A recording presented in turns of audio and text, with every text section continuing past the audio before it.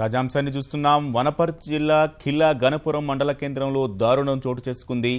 పెళ్లైన 5 రోజులకే భర్త ఘాతుకానికి పాల్పడ్డాడు. భార్యను రోకలి బండతో కొట్టి చంపాడు. సమాచారం అందుకున్న పోలీసులు ఘటనా స్థలానికి చేరుకుని కేసు దర్యాప్తు చేస్తున్నారు.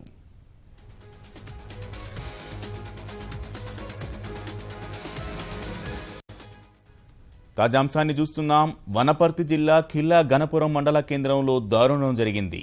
పెళ్లైన 5 రోజులకే భర్త ఘాతుకానికి పాల్పడ్డాడు. భార్యను రోకలి బండతో కొట్టి చంపాడు.